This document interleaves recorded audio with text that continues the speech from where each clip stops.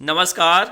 अगर आप assistant professor की तैयारी कर रहे हैं और राजस्थान के निवासी हैं तो इस वीडियो को आप ज़रूर देख लेना, क्योंकि राजस्थान में असिस्टेंट प्रोफेसर 2022 की भर्ती जल्द ही आने वाली है और एक नए पैटर्न के साथ इसमें सिलेक्शन प्रक्रिया होगी। इसका पैटर्न क्या होगा, जैसा कि आपने अखबारों के माध्यम से सुना होगा कि एक कमेटी के माध्यम से एक रिपोर्ट ली गई है और उसमें यूजीसी के 2018 के रेगुलेशंस के अनुसार इस भर्ती को कराए जाने का प्रावधान किया गया है।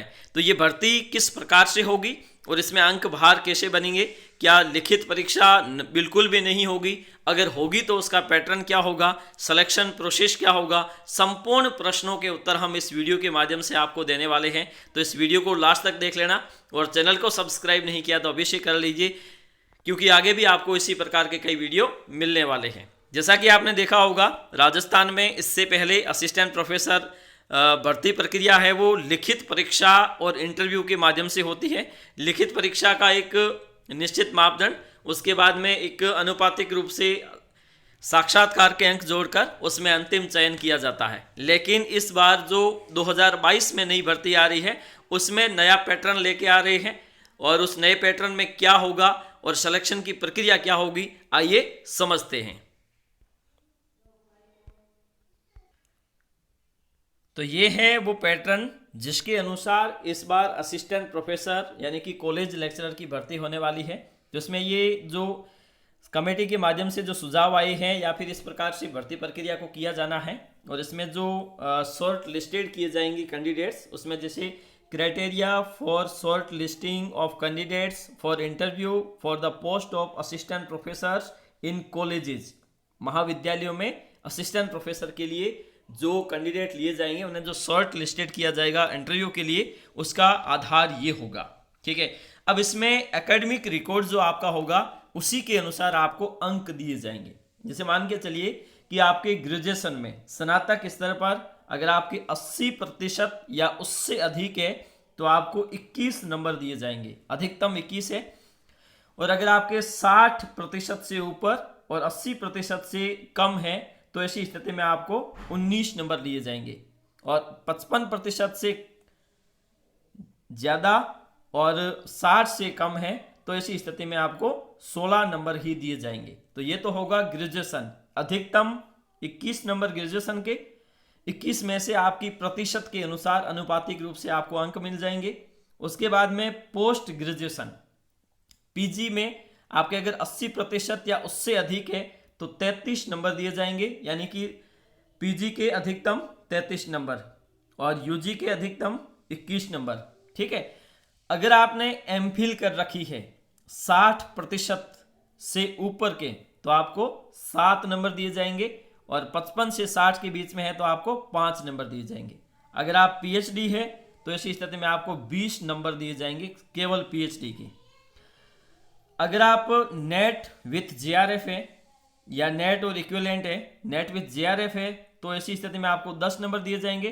केवल नेट है या केवल सेट है तो ऐसी स्थिति में आपको 8 नंबर दिए जाएंगे, और इसके भी अधिकतम नंबर होंगे 10 और इसके अधिकतम नंबर होंगे 20।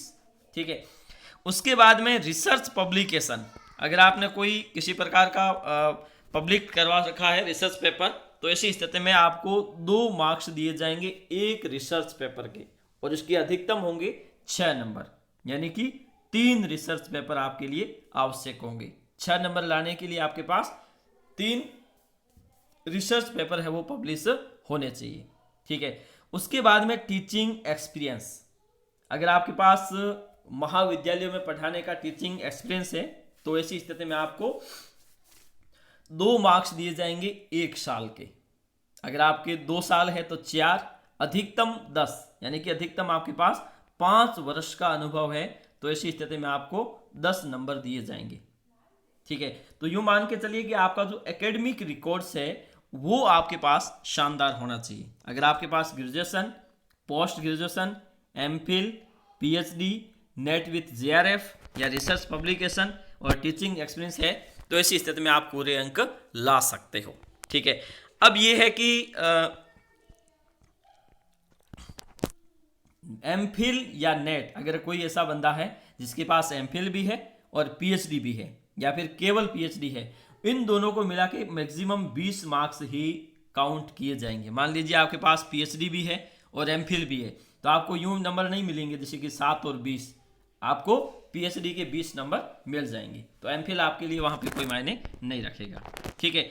अगर आपके पास नेट, जेआरएफ या सेट है, तीनों है, तो इसमें भी अधिकतम आपके 10 नंबर ही जोड़े जाएंगे, ठीक है। और एमफिल पीएचडी के 20 नंबर।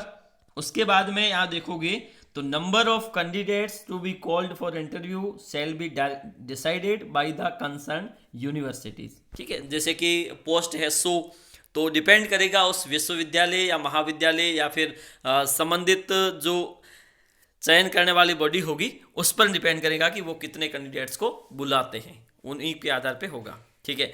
अब कुल है वो 100 नंबर होंगे। कितने नंबर होंगे?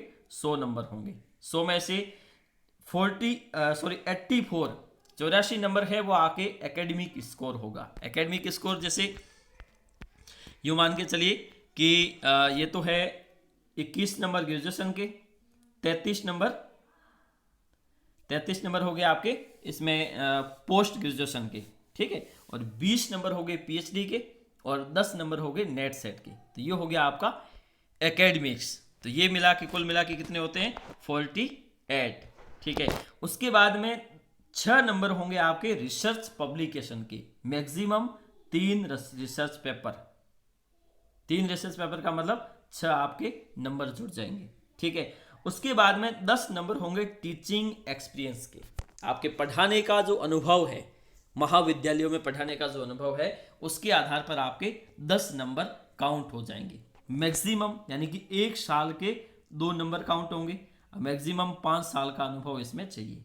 5 साल से ज़्यादा है तो भी आपको 10 नंबर मिलेंगे, और 5 साल से कम मान के चलिए आपके पास 4 साल का है तो आपको 8 नंबर मिलेंगे। मतलब ज़्यादा से ज़्यादा आपको 10 नंबर टीचिंग एक्सपीरियंस का मिल सकता है, ठीक है। उसके बाद में जो रिसर्च पब्लिकेशन है, ज़्यादा से ज़्यादा आपके पास 3 होने चाहिए रिसर्च पेपर। इससे ज़्यादा होते हैं तो कोई आपको उसमें कोई एडवांटेज नहीं है। अगर आपके पास 3 नहीं है, 2 है, तो आपके 4 नंबर काउंट हो जाएंगे, ठीक है। एमफिल पीएचडी के हो गए। इस प्रकार से ये जो आपका जो चयन होगा वो इस प्रकार से किया जाएगा, ठीक है। अब मान के चलिए सेट है या स्लेट है, तो ये आप अगर राजस्थान से आपका सेट या स्लेट है तो आपको कंसर्न किया जाएगा। अगर यूपी से आप हो और आपका सेट वहाँ से क्लियर है तो राजस्थान में आपको कंसर्न नहीं किया जाएगा, ठीक है। तो ये है नया पैटर्न, और इसी नए पैटर्न के अनुसार कॉलेजेस में जो भर्ती होने वाली है, और इस बार राजस्थान में आप यूँ मान के चलिए कि कॉलेज लेक्चर की भर्ती जल्दी ही आने वाली है और इसी पैटर्न के अनुसार होने वाली है। तो आज के लिए इतना ही, धन्यवाद।